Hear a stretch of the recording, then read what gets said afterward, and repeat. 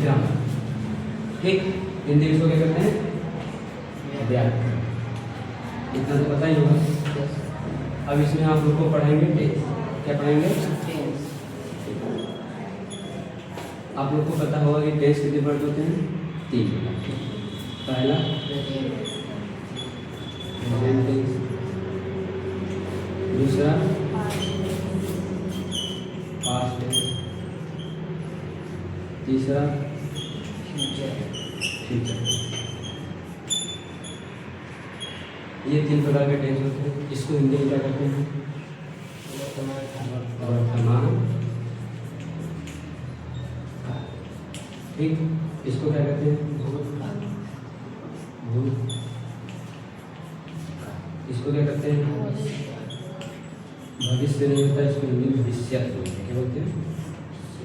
भविष्य। ठीक, अब हम जैसा कि जानते हैं कि हर एक टेंस के 4 प्रकार होते हैं। क्या होते हैं? 4। जैसे लाइक प्रेजेंट टेंस की बात करें, प्रेजेंट टेंस कितने प्रकार होता है? 4 प्रकार। पहला, दूसरा, तीसरा और पहला होता है प्रेजेंट इंडिफिनिट टेंस। ठीक, दूसरा होता है प्रेजेंट कॉन्टिन्यूअस टेंस। तीसरा होता है प्रेजेंट परफेक्ट टेंस। और चौथा प्रेजेंट परफेक्ट कॉन्टिन्यूअस टेंस। ठीक, इतना आप लोगों को पता होना चाहिए। अब इनके भी 4 भाग होते हैं। इन सबके कितने भाग होते हैं? 4। तो पहले हम बात कर लेते हैं प्रेजेंट इंडिफिनिट टेंस के बारे में। तो जो इसके भाग होते हैं वो सेंटेंस होते हैं। क्या होते हैं? सेंटेंस। ये तो टेंस थे जो कि मेनली होते हैं, अब सेंटेंस होते हैं। सेंटेंस में पहला कौन सा सेंटेंस होता है?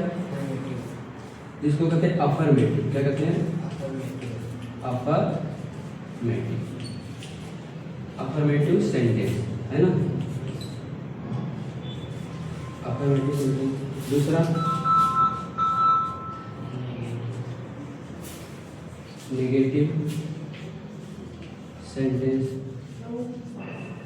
तीसरा क्या होता है? इंट्रोगेटिव, है ना। इंट्रोगेटिव की मीनिंग आप लोग याद रखिएगा, क्योंकि इंट्रोगेटिव की मीनिंग कभी कभी बच्चे गलती से गलत लिख देते हैं। ठीक है, इंट्रोगेटिव सेंटेंस। फोर्थ क्या होता है? इंट्रोगेटिव। मैं शॉर्ट में लिख रहा हूँ, आपको इंट्रोगेटिव और नेगेटिव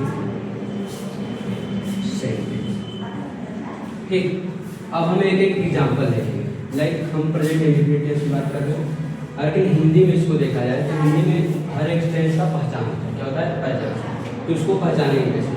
तो इसका पहचान होता है जिस हिंदी वाक्य के अंत में, यहाँ पे जिस हिंदी वाक्य के अंत में, अंत मतलब कि लास्ट में। ठीक, अंत में ता है। क्या आ जाएगा? ता है, ती है, ते है, ऐसे ही इत्यादि। ठीक, ये सब आते हैं तो उसे क्या कहते हैं? प्रेजेंट, शॉर्ट फॉर्म लिख रहा हूँ, इंडिफिनिट टेंस। ठीक, प्रेजेंट इंडिफिनिट टेंस। इतना क्लियर हो गया? अब अगर हमको कोई टेंस लिखा हुआ मिल जाए, जैसे वह एग्जाम्पल है, वह घर जाता है। देखो लास्ट में ता है, आया कि नहीं है? तो अगर ऐसा हमको कभी मिल जाए देखने के लिए तो वो कौन सा टेंस होगा? Present indefinite tense. ठीक, ये तो हो गया। अब इसके लिए हम जब इस टेंस को इंग्लिश में कन्वर्ट करते हैं, किसमें कन्वर्ट करते हैं? इंग्लिश में। हिंदी से इंग्लिश में जब सेंटेंस को हम कन्वर्ट करते हैं, हिंदी से किसमें कन्वर्ट करते हैं? इंग्लिश में। यानी कि जब हम सेंटेंस बनाते हैं हिंदी को इंग्लिश में, तो उसमें क्या करते हैं? हमको रूल बताया जाता है। क्या बताया जाता है? रूल। मैं यहाँ पे मिटा देता हूँ उसको, फिर आप लोग रूल लिखिए। ये सिंपल सेंटेंस का रूल होगा, ठीक है। सिंपल सेंटेंस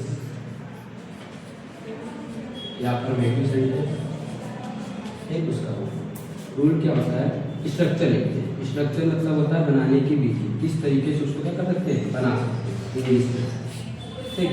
क्या होता है, सबसे पहले सब्जेक्ट, क्या होता है, सब्जेक्ट। उसके बाद मेन वर्ब, मेन वर्ब में हम दो चीज ऐड करते हैं, या तो यस ऐड करते हैं या तो es, plus object plus other, ये होता है।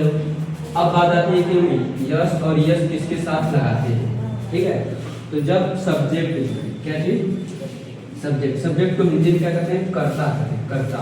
यानी इस सेंटेंस को देखो कौन एक्चुअली देखा है, सेंटेंस में मेन कौन है, उसका रोल, उसका मेन, तो वह भर जाता है। कौन भर जा रहा है, वह। यानी सब्जेक्ट क्या हुआ, वह भी नहीं हुआ, इस तरीके से। तो सब्जेक्ट हमारा वह है, तो इसको हम मेनली लेते हैं। तो अब सब्जेक्ट दो प्रकार के होते हैं, एक होते हैं सिंगुलर आ जाता है, क्या होता है, सिंगुलर, हिंदी में कहते हैं एक वचन, क्या कहते हैं, एक वचन।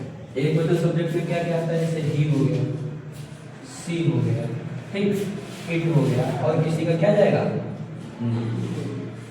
ठीक है। ये सब चीजें, ये में क्या होता है, वह, यह पुरुष के लिए यूज किया जाता है, किसके लिए यूज किया जाता है, पुरुष के लिए।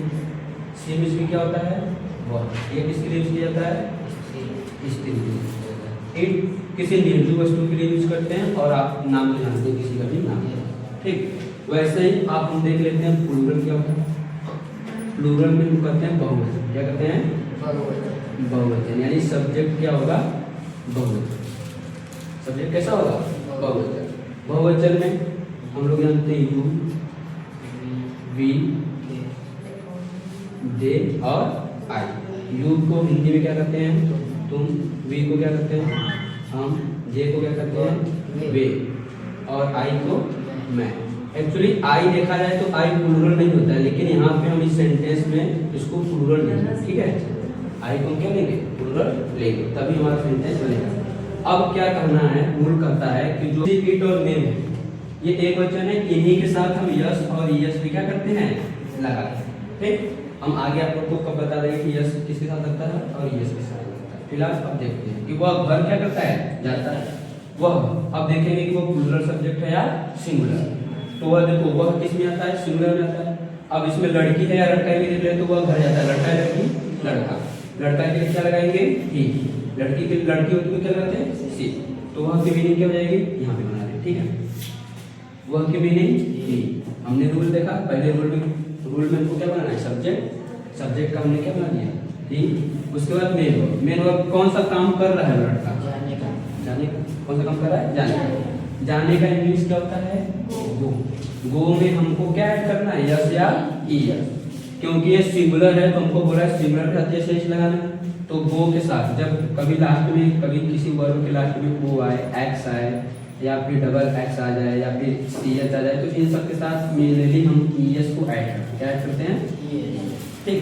तो वैसे ही के साथ गो है, गो के साथ हम क्या ऐड करते हैं, कहाँ जाता है, घर, तो ही गोज होम, ठीक। समझ आ गया, कोई डाउट।